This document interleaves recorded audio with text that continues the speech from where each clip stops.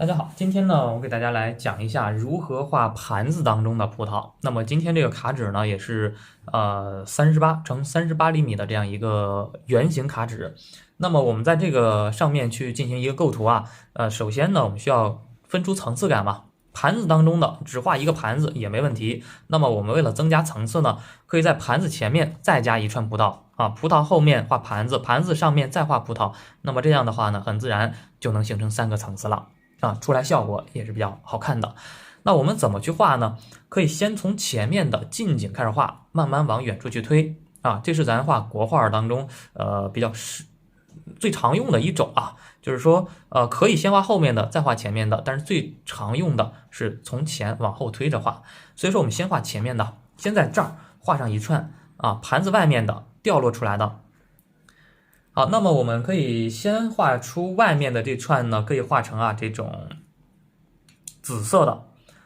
根据我们之前学到的知识呢，我们是可以直接进行绘画啊。那么可以调一个牡丹红颜色，再调一个花青颜色，再加上一个呢这个太白颜色啊，牡丹红、花青、太白3个颜色呢，自然而然可以调出葡萄的紫色。那么选择一个尖毫毛笔，可以用点墨成金大号建议大家可以选择毛笔的时候呢稍微大一点，不要太小。那么我们可以根据我们之前讲过的一些知识点去进行刻画葡萄。那么画盘子当中葡萄和画这个垂直的不太一样，因为竖直的葡萄呀，它整体形态就是一个倒三角形。那么我们画盘子当中的话呢，就不一样了。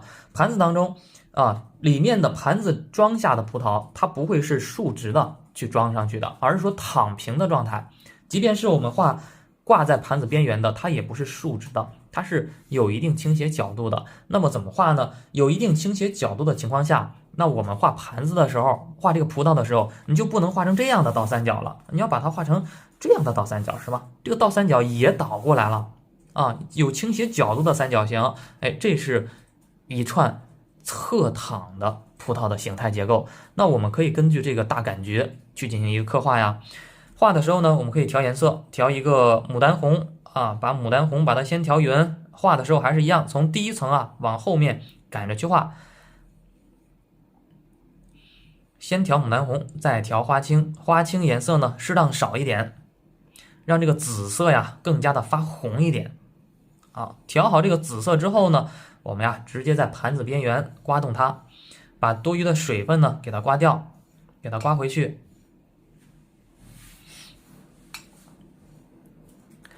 好，刮回去之后呢，这个时候我们笔尖上再调太白颜色，让毛笔当中呢自然而然呈现这种颜色的渐变过渡效果。笔尖浅，笔肚深，对不对？那调好颜色之后呢，这是咱笔上调色法。调好颜色之后，我们直接开画。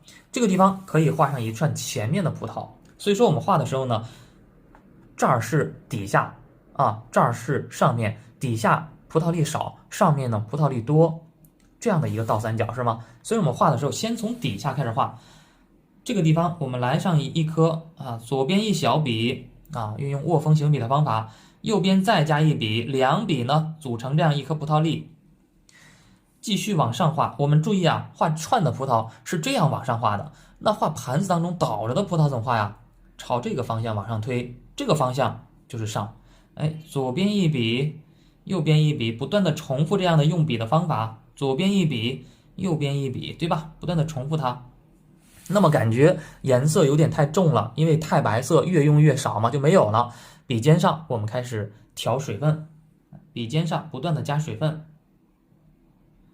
笔尖上不断的加水分，几乎是呢每画一颗葡萄粒，我们就加上一笔水分每画一颗我们就加上一笔。感觉水分少了，再蘸上点水，就这样不断的去刻画它。那这个时候大家注意是不是和我们之前讲的一些这个成串的挂树上的它就不一样了呀？它是倾斜的，它是这样倾斜的一串，是吗？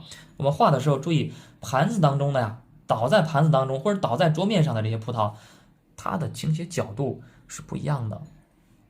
把这个特点给它抓准抓住，那我们画的时候啊，就能画出不同的形态、不同的特点啊。这边我们也是一样，给它填补。有些地方啊，葡萄粒贴在一起了，看这2颗粘在一起了，这3颗粘在一起了。有些地方呢，却有很大的缝隙，也是一样，我们要保证呢，这个它是有一定的聚散变化的啊，不要让它全部都一样，有聚散，画面嘛，它才生动。画好这样一串第一层之后，接下来我们要开始画它第2层啊。第2层，我们之前有讲过，第2层由于它的遮挡关系，所以说呢，会呈现出第2层的颜色发蓝，并且说呢，第2层次的葡萄粒啊都是扁的，都是半圆形的，看不到全颗的。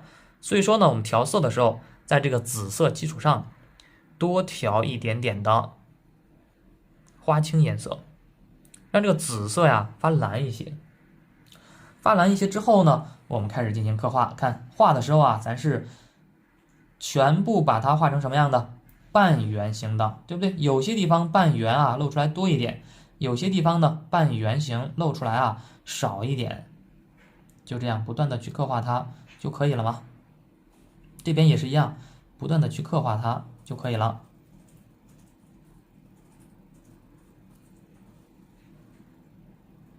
好，有些地方呢露出来多半颗，有些地方露出来少半颗。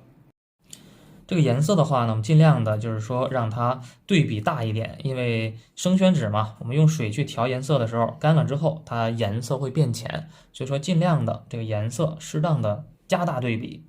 当然这个对比要有一个度啊，你像我们平常注意这个对比要有一个度，不要画的特别重，看着我现在画的重，那等它干了之后，大家也要看到干了的效果。你不要说老师说了啊要加重，那么大家画的时候全画的特别重，那也不对了。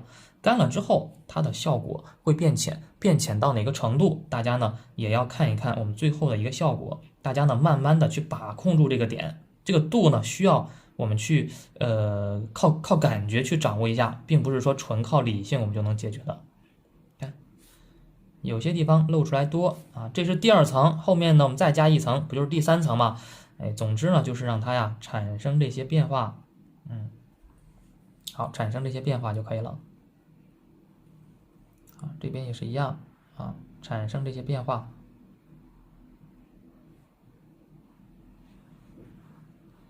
好，那么画好这一串之后呢，我们可以先把这一串把它完成，完成它之后，我们再继续往后面去推啊。把它完成的话呢，我们就需要把它的葡萄串也给它加上。可以用到藤黄颜色，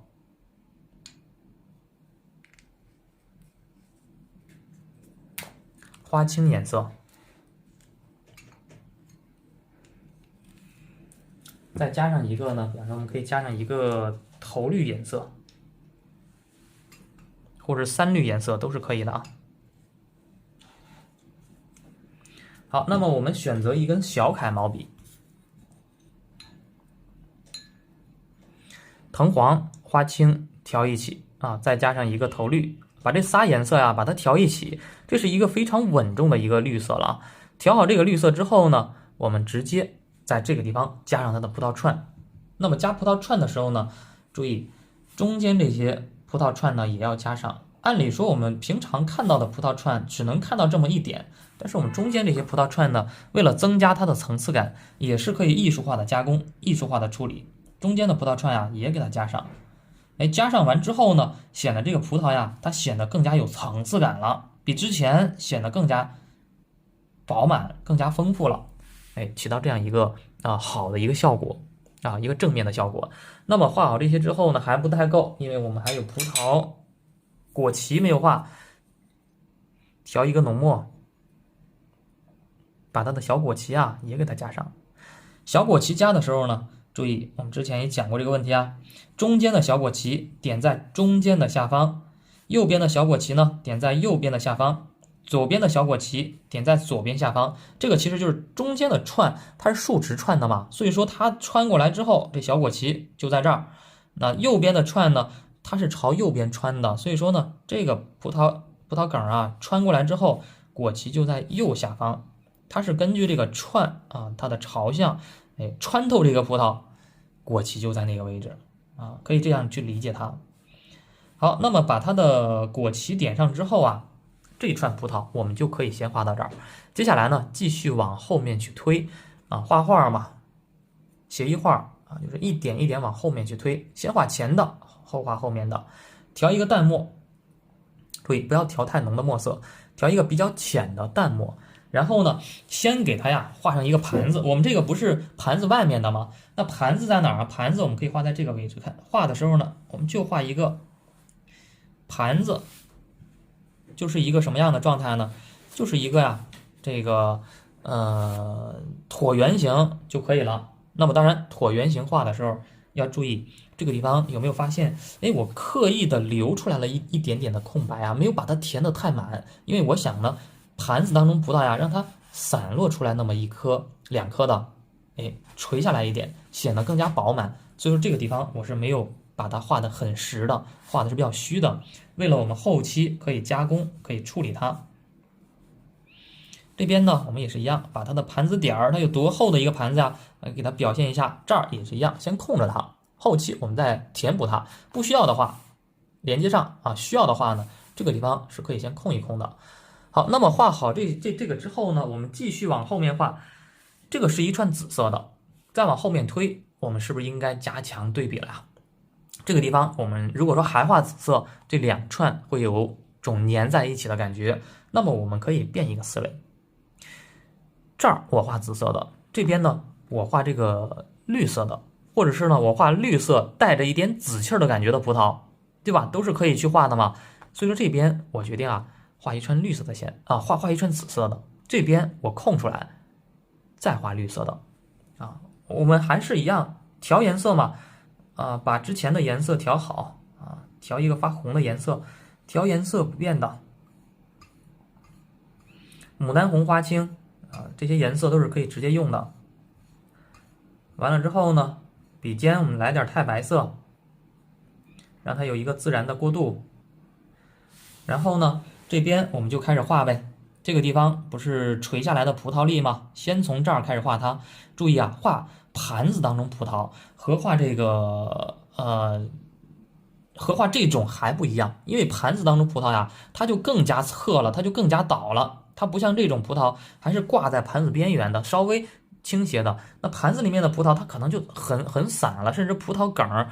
葡萄串已经是在背面，甚至看不到葡萄梗了、葡萄串了。所以说，盘子当中葡萄，记住分布规律要更加的散乱一些，要更加随意一点啊。这个我说的随意是真的很随意，想画在什么位置我们就画在什么位置。看，我想画在这儿，想画在这儿，那都可以画。但是这个散乱是局限在我们刚开始画的时候。就是你比方说我想画在这儿是吗？我就画在这儿。我想画在这儿一颗，我就画在这儿一颗。但是注意，随着慢慢的往后面越来越画啊，我们需要把控到一点，就是聚散。虽然很随意，但是呢，唯一需要把控的就是聚散的变化。有些地方还是要聚一点，有些地方呢还是要稀疏一点，还是要散一点啊。整体的节奏。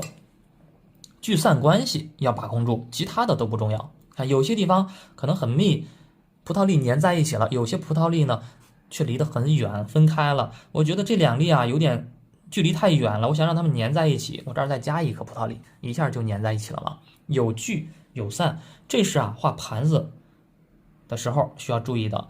看似很散乱，但是呢，越往后面去调整的话，其实呢是在把这种散乱给它。找到规律，就是散乱当中寻找规律。它不像那个这种串的，我们先画下面，再画上面，直接推着画。盘子当中就是散的嘛，一盘散沙的感觉啊，去画它。画完之后呢，只需要找到聚散就行，不需要找到什么倒三角啊，不需要找到其他的，只要有聚散就够了。这就是第一层。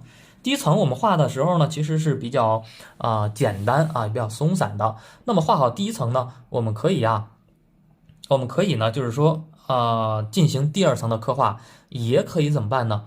也可以先把它绿色的葡萄给它画出来。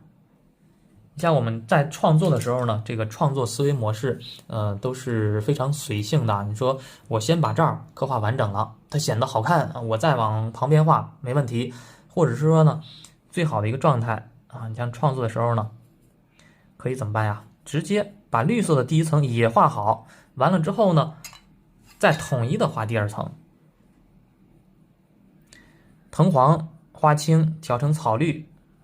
绿色葡萄嘛，藤黄花青调草绿，藤黄颜色适当多一点，花青颜色呢适当少一点。调好之后也是一样，在盘子边缘刮一刮，刮一刮之后这幅葡萄呢，我想画出那种绿色葡萄，但是呢带着一点紫气儿，即将熟透的感觉。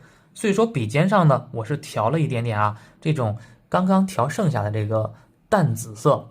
调好之后，笔尖上它自然而然有一个过渡笔尖偏紫，笔肚呢是绿的，自然而然有过渡。那这种情况下，我们呢可以直接去进行刻画。用笔的方法是一样的，握风行笔，左边一笔，右边一笔，一颗葡萄粒就画完了笔尖调点水分，再调点紫色，左边一笔，右边一笔，一颗葡萄粒，再调点水分。注意我是在蘸水分我是在不断的笔尖上调完水分之后再调紫色。为啥这样调因为水分越来越少嘛，你直接调紫的，调这个的话，它会越来越重颜色就会越来越重。想让它浅一点，透亮一点，那么可以先调水分，再调紫色。通过这样的一个调色手法呢，那么它的葡萄粒透着一点紫气儿，并且呢非常透亮，这个颜色一个小秘密是吧？一个小诀窍告诉大家，先蘸一点水分，再去这样画。那么这个紫色它不是那种特别实的紫，而是说呢，非常透亮的紫色，因为水头比较大嘛。当然，等它干了之后它的这个等它干了之后，它的这个色彩的话呢，也会更加透亮。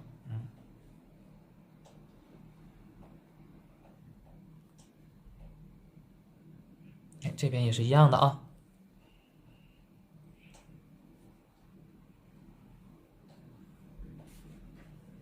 看，把它第一层也给它加上去。那第一层也是一样，是不是有没有发现画的很散没有规律性，也没有什么倒三角只是有一定的聚散，有些地方聚，有些地方呢很散。有聚散就够了，其他的不需要考虑，只有聚散就够了。这边也是一样的，对吧？有聚散就可以了。那么当然还要注意一点底下边缘我们已经画好盘子了，所以说呢，它是一个比较平的。上面注意，它要有凹凸变化，一定要有凹凸变化才行你不要说把上面也把它画平了，你画平之后呢，会发现画面变得板了，画面变得没有变化了。下面平，上面凹凸变化大一点，有些地方凹进去很多，有些地方呢又凸出来很多。有了这种变化之后，画面才生动才好看。好，那么这个时候呢，我们就可以开始进行第二层次的刻画。第二层次刻画呢，那我们可以先画绿色的，先把绿色把它完成，藤黄花青调在一起，再把紫色也调在一起。看这个紫色把它混在一起，调成一个比较发灰的这样一个绿色，比较重的这样一个绿色。调好这个绿色之后呢，我们直接开画。画的时候呢，注意填满盘子的边缘，这些缝隙嘛，给它填补一下。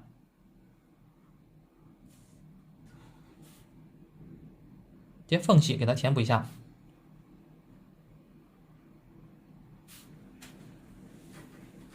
全画半颗的不要画成整颗的了。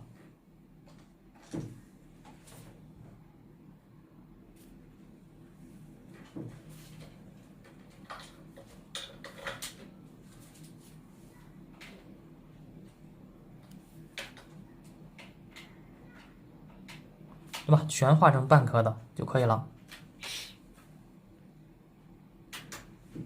这边呢也是一样全把它画成半颗的、半粒的。颜色目前看是要重一点的，等它干了之后也是等干，它会变浅。要慢慢的等待它这个渐变的一个过程。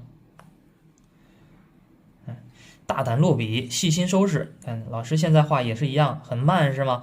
把这个细节给它填补到位。大家画的时候也是一样，填第二层次的时候一定要注意，不要太快啊，你不要太浮躁，慢一点。像这些缝隙给它填补的呀，比它比较准一点啊，也可以有一点空白没关系，但是呢不要太大啊。很多朋友呢刚学的时候可能静不下心，中间这个缝隙留的特别大。那么就会导致呢，画面远看上去啊，它是空空的啊，它就缺乏那种饱满的感觉了。这边也是凸出来一点啊，凹凸变化嘛，给它加强。这边也是一样，你说哎呦，我想凸出来一点，那我就凸出来一点。那么我们继续换刚刚那个紫色的毛笔啊，我们调一个花青啊，多一点的紫色。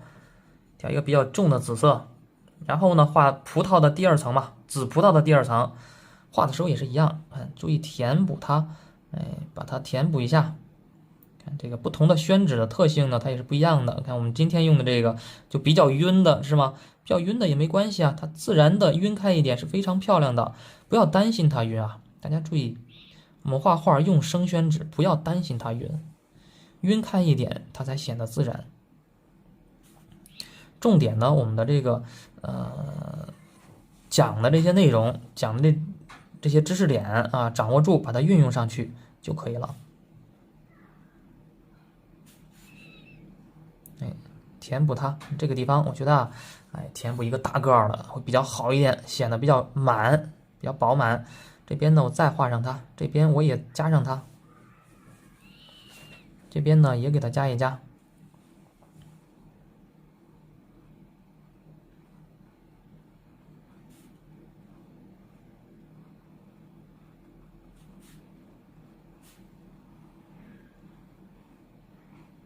这边啊也给它加上去，好的啊，这边呢也是一样，给它加上去。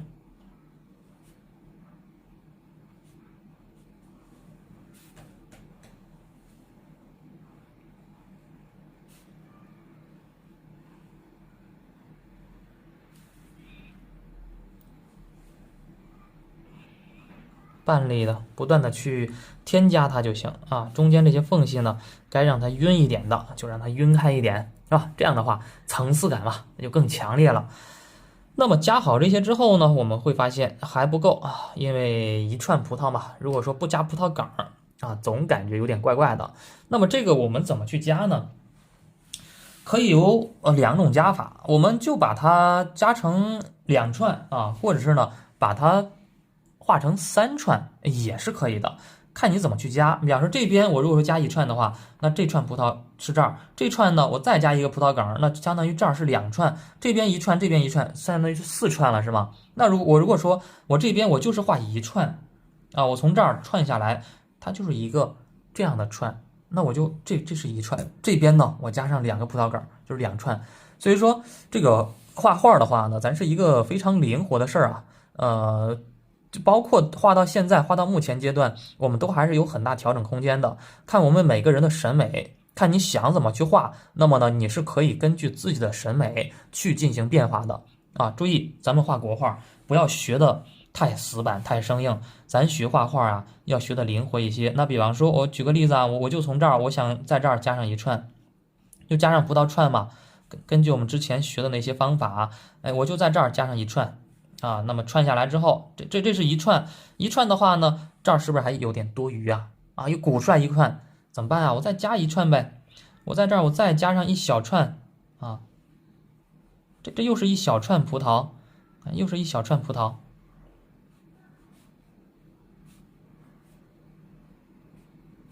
对吧？这是2串葡萄，注意2串葡萄，注意一个很细妙、细微的差别啊。这串是这样长的，这串呢我让它这样长，不要让它画成平行的状态啊。你说我这儿我也这样画，不好看了，缺少变化了，对不对？这边怎么画呢？这边啊，我就给它加上一个哎，也给它加上从这边长的啊，我也是啊，从这儿长过来，这样一大串啊，你说我就画这3串就够了，从这儿穿过来，哎，连接上这些葡萄粒啊，连接上这些葡萄粒就可以了，看，把它连接一下嘛，就够了。画好之后呢，接下来画小果脐是比较关键的，因为我们这幅作品呢，这个盘子当中的葡萄的小果脐是比较散乱的，是比较混乱的。那怎么去区分它呢？和我们这个串就有很大的关系了。这个串我们是这样串的，所以说呢，我们先画这个葡萄粒的中间部分，点在中下方，对不对？点在中下方，左边的点在左下方，啊，右边的点在右下方。哎，规律原理不变，但是呢，有些地方啊，它是有争议的。那比方说怎么样呢？这个地方就有争议了。这个串到底是这边的串呢，还是这边的串呢？所以说，根据我们主观的一个思想啊，一个思维，我想让这粒葡萄变成这串上的，我就点在这儿；想让它变成这串上的，那我就点在这儿嘛。所以说，这个葡萄它是交界的地方。有争议怎么办呀？我们自己去想，想点在哪边就点在哪边。但是呢，你要自己能说得过去才行啊！你要自己，你就认为，哎，我就是这个上面的，对吧？主观画画它不是特别客观的，它是有主观的地方，所以说呢是可以主观进行一些改变的。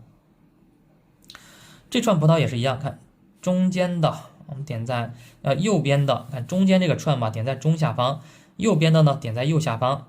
左边的呢点在左下方啊，也是一样的原理。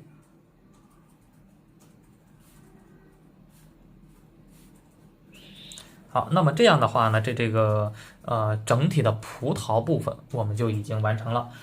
画好葡萄之后呢，我们开始给它加叶子呀。叶子的话呢，可以画成墨色的，对不对？也可以呢画成绿色的，看我们怎么去加。那比方说我们这幅作品呢，我们画成墨色的吧，因为这个整体颜色很多很丰富，我们可以用墨色呢给它压一压画面，找一支点墨成金大号，完了之后呢，笔尖上调浓墨，啊，笔尖上调点浓墨，用笔的时候呢，注意五笔画葡萄叶子方法嘛，按下去提起来一个最大的啊，两边呢稍微小一点，再往两边去更小一点，最大。稍小更小，哎，有这种大小的变化。这边也是一样，大的、小的，是吗？有大有小，注意整体的变化也是存在的。这个是整体一片叶子大，这个呢整体叶子少。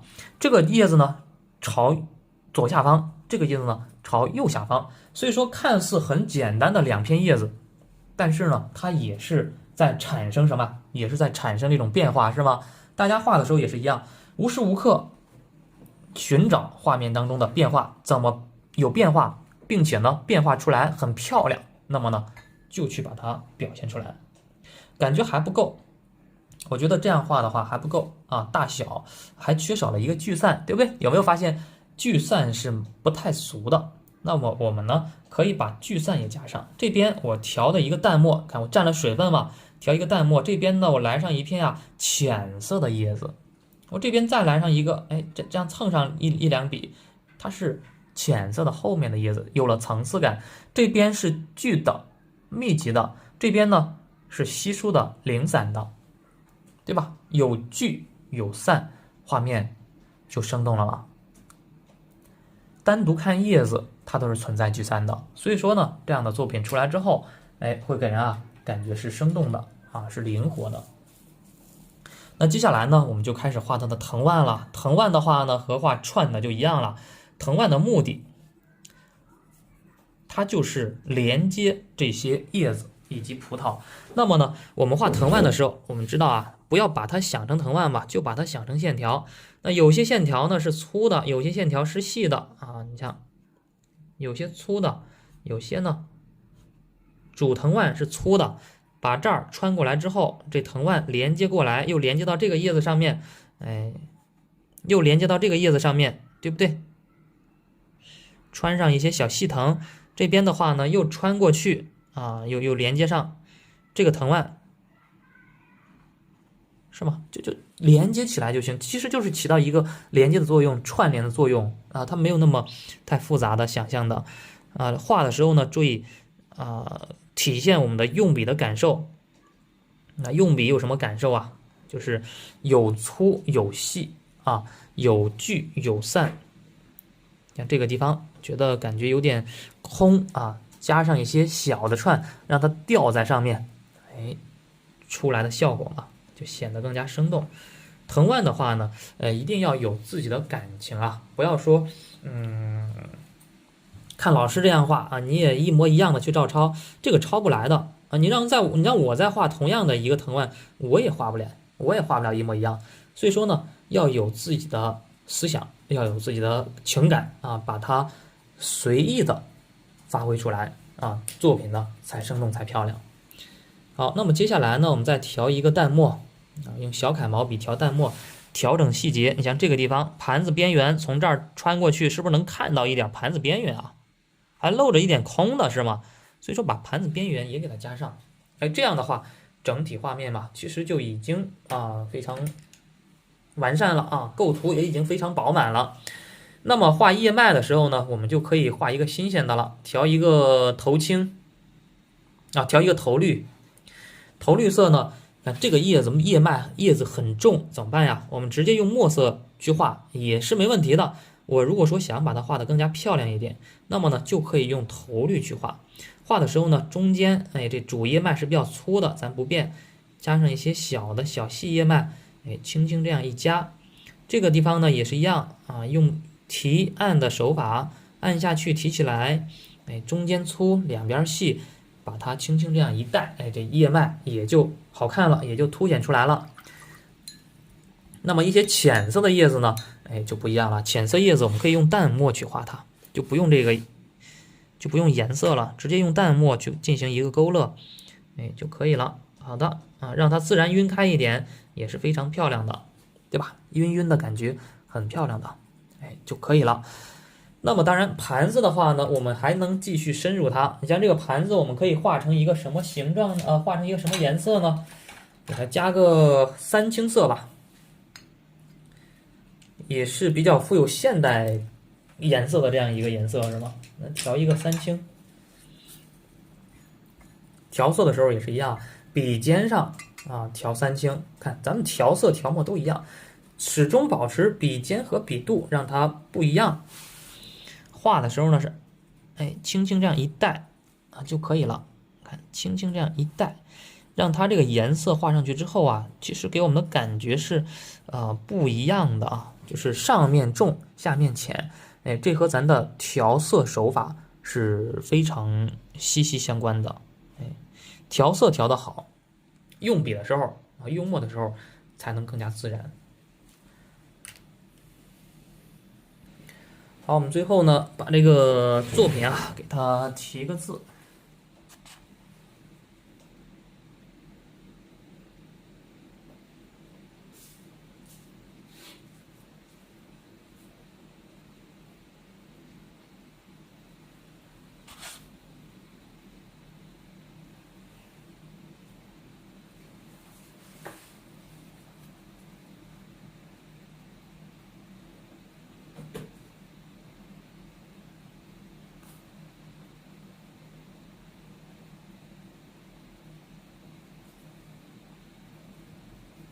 明珠图啊，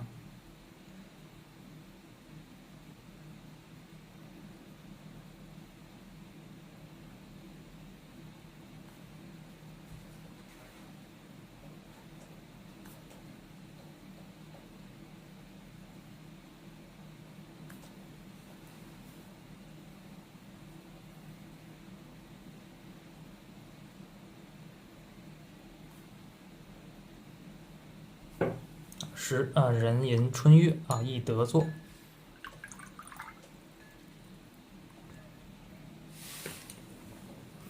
最后呢，我们再扣上我们的印章。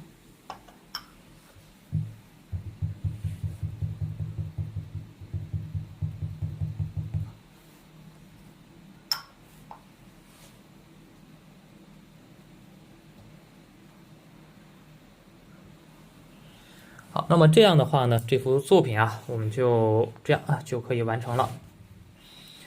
大家呢也可以根据我们今天讲的内容啊，再去进行更多的尝试，更多的练习。